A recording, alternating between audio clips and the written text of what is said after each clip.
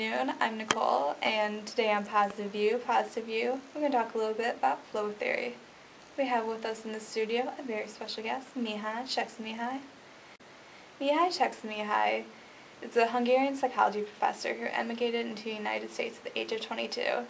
He's the former head of the psychology department at Chicago University and the head of the sociology and anthropology department at Lake Forest College. He is currently at Claremont Graduate University, and he has been described as the world's leading researcher in positive psychology. Thanks for being with us here today, Mihai. Anytime.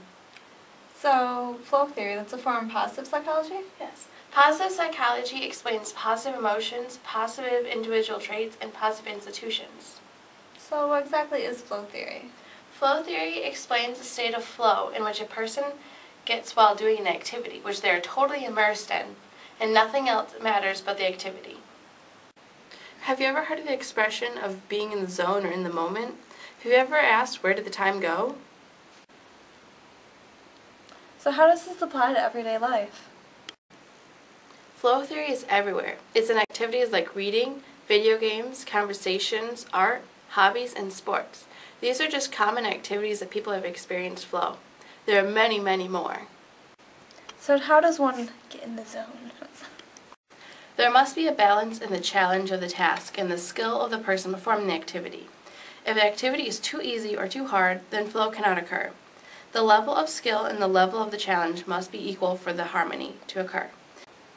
Have you ever been in a state of mind where you were only focused on the activity at the time and everything else around you disappeared? The feeling occurs when conditions are met. The goals must be clear and achievable, see immediate results, you have to be concentrated. The only thing that matters is the activity. No sense of time, no sense of self.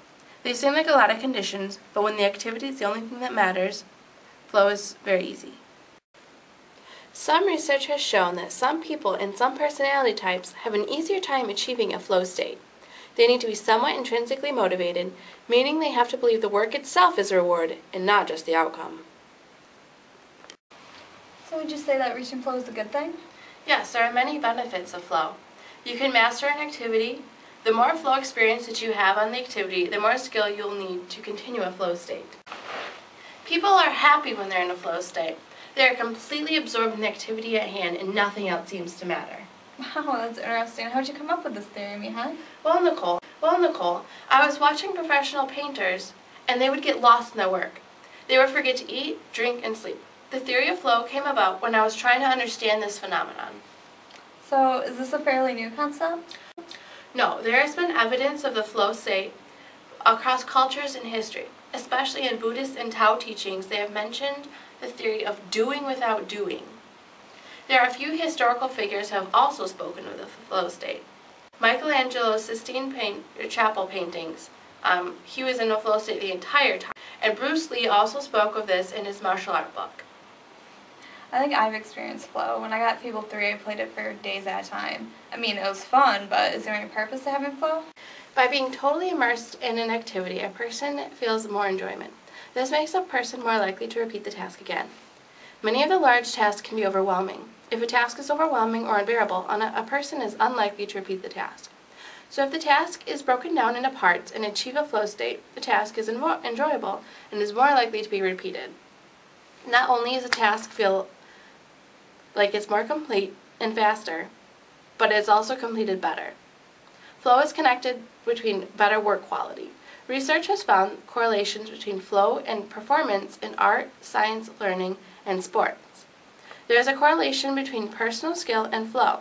It seems that when you're in a flow state, there is a higher learning curve. Wow, it seems like flow theory can be applied to many subjects. Has anyone else been influenced by your work? Yes. Rogers was using this theory when he was dreaming up the humanistic theory, and also Maslow when he was using the peak experience. I want to thank Mihai for being here, and I want to thank you all for watching Positive View. Positive View. That was a positive psychology kind of day.